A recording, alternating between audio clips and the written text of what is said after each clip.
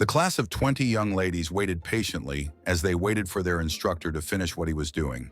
He was under a tarp of some kind, apparently working with some odd machine.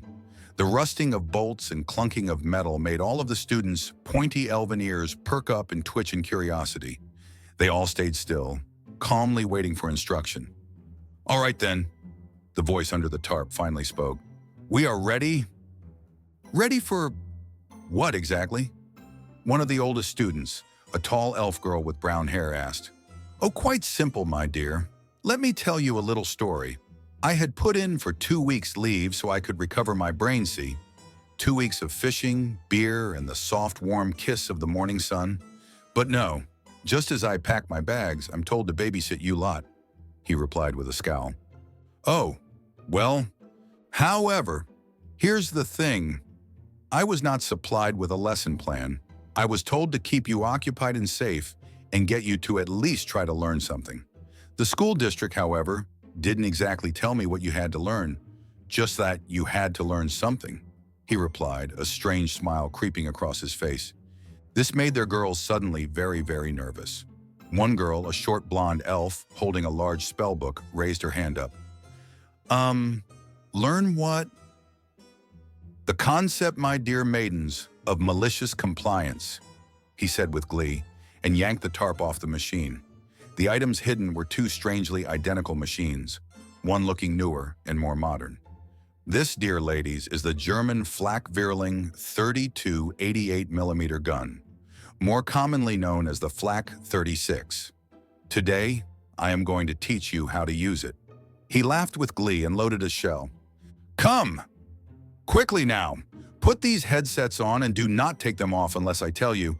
Noise protectors, it will help, especially with your elf ears. Put them on! Hurry now!" he said in earnest, likewise putting a set on himself. Not willing to question the giant goddamn gun, each girl quickly grabbed a set of headphones off the table and waited for instruction. Despite the fact the sounds of the world around them dissipated, they could hear his voice with perfect clarity. "Right then, here we go. First, a history lesson. The Flak 36 is an anti-tank and anti-aircraft static gun manufactured and deployed by the Axis forces, specifically Nazi Germany, during the Second World War. This fearsome beast is the one anti-tank gun that was the most feared but not the most widely used static artillery platform in the war. Now I know you all have been hopefully studying for your upcoming exams. So who can tell me, how long was this machine in active service?" he asked, looking at the crowd. One girl, a bright Altmarian redhead, raised her hand. If I remember correctly, it was Finland. They used them as coastal guns until the year 2000? Correct. Congrats, Erica, my dear. You get the honor of firing the first shell. Obviously, you're going to use this custom-made modern one because the other one is an ancient relic of history, and you need a very special license to use it. So, come hither. The Daka awaits," he bellowed happily and readied the gun to fire. "Oh, okay." She was a bit timid at first and approached the machine, sitting in the strange chair. "Right, I'll teach you how to aim it later. I just pointed at the cliffside there for now. You pull this lever here and it will fire. Don't be scared and don't worry, I have plenty of ammunition," he said with a smirk. "Okay. Like this? I think this is right. I'm supposed to aim through this circle thing, right?" she asked, gesturing at the mounted crosshair. "Yes, but that's for later. To fire it, you do this." He grabbed a joystick and showed her how it worked. "This is obviously not part of the original design. I have made a few modifications for safety reasons and to make it easier to use for demonstrations. Now to fire it, you lift, press, pull.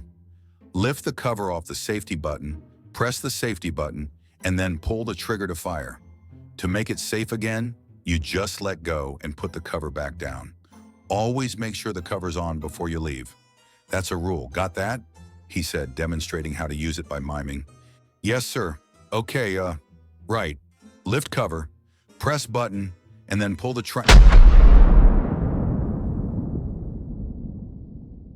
Her sentence was cut off by an almighty roar as the gun fired. The recoil sent the barrel back, the firing mechanism automatically forcing the hatch open, ejecting the spent casing behind it. The roar overcame the entire valley as a crack of thunder from Thor's own hammer echoed through the air. The shell flew through the air, a stark yellow streak of fire and steel towards the side of a cliff a mile away. The elves could see with their overpowered scouting eyes how the shell blasted straight into the cliffside, digging in at least a foot deep before an explosion sent a chunk of the cliff to the ground. A mixture of emotions ran through the crowd as they stood silent. Erica sat shaking slightly as she recovered from the shockwave and recoil she felt as it fired. She slowly craned her head around to look at the smoldering remains of the expended shell casing. Fantastic! Well, now you know what it does. The question is, do you know how it does? He said, looking at Erica's terrified face. I don't want to, was her meek reply. Ha! A lie if I ever heard one. Come, let me show you. He gently cradles Erica's terrified form and helps her off the seat back onto her feet. He returned to a table and removed a tarp covering a display of sorts. On it were diagrams, cutaways, and dioramas of the shells, the guns, and various historical articles. A perfect display of what you might see in a museum. This is how it all works. A modern bullet consists of a tube, the shell casing, with the bullet affixed at the front end, the percussion cap or primer at the base, and the propellant powder contained in the tube. Upon being struck by the gun's firing pin, the percussion cap detonates and ignites the propellant. The resulting rapid expansion of gases in the gun's closed firing chamber propels the bullet forward at high velocity down the bore. The cartridge case is left in the chamber and must be ejected by mechanical means, he said as he demonstrated. The girls looked at him confused for a bit, and after a while, a black-haired girl raised her hand. Sir, is this how all bullets work? What about the big guns on those battleships? A very good question. They work in a similar manner to standard shells, but not quite. There's a twist. Instead of a shell casing, a shell containing explosives is loaded into the barrel, then something like this, only much bigger. He showed them a cloth satchel of gunpowder. Is loaded in after. 1, 2, or 3 of these bags are loaded afterwards, and then aimed, then fired. Depending on how many bags are loaded, it increases the range. Maybe one of these days I can get in touch with a Navy buddy of mine at the museum, and I can show you how that works, he replied, using various props to demonstrate. Oh, okay. Good. Now to teach you how to aim the gun. There's a very specific way to do it. But to know who is first, answer a question. Who knows the muzzle velocity of the 88? He asked. A few moments of silence followed. One girl raised her hand and spoke. My calculations say, I think, 3,000 feet per second? Close, 3,280 feet per second. Come hither, smart one, you win. Now, since you are so good with math, this should be easy, he said and helped her into the seat. Okay, sir. So, I aim through that? She asked. Well, yes, but no. Sort of. You first have to calculate distance. These are not plasma cannons or laser turrets you saw on your way here. No, these are ballistic shells, so you have to compensate for gravity. This is a standard German targeting reticule. See those triangles? This is all donor by a measuring unit called Strich. The big one in the middle is 4 Strich, the ones on the sides are 2 Strich, and the spaces in between are 1 Strich, he said, showing the girls a diagram. What's a Strich? It's a unit that measures angles. You calculate the distance by taking the width of your target divided by Strich times 1,000, giving you meters. Now see that over there? You are aiming at those, he said and pointed at a series of boards painted with bullseyes. Those targets are 3 meters, 2 meters, and 1 meters across, all placed at varying ranges. Now go for it. Remember, safety first.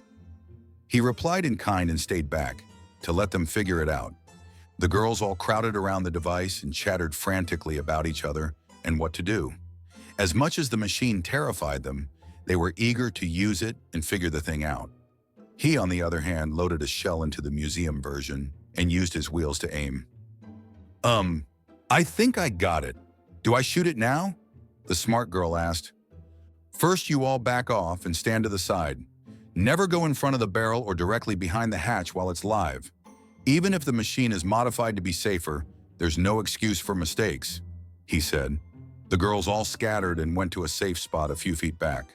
"And yes, now that's safe. You can fire.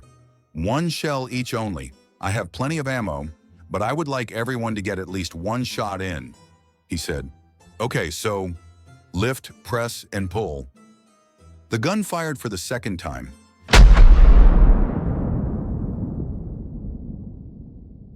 The same mind-shattering viciousness that blasted across the valley from before. The shell streaked through the air and hit the target, not quite center, but enough to send a blast of shrapnel into the air, followed by a billow of pink smoke into the air. "Good hit! Very good hit," he said and clapped. The entire class likewise clapped in response. "My turn." He pulled a lever on the controls and the ancient cannon loosed its deadly payload. The explosive shell blasted through the air, hitting a target far in the distance, resulting in a short puff of pink smoke erupting in the distance. The girls looked at him, shocked. They all glanced at each other in surprise. One girl suddenly had a smirk. "Okay then, old man. Let's make it interesting. 20 shots each. Most misses pays for lunch." "Oh, excellent!" he yelled out with glee, then stopped suddenly. "Oh, well, I guess the lesson is over." The school's principal arrived, a tall, distinguished elven man with heavy robes. He surveyed the scene and carefully looked at all the ladies around him.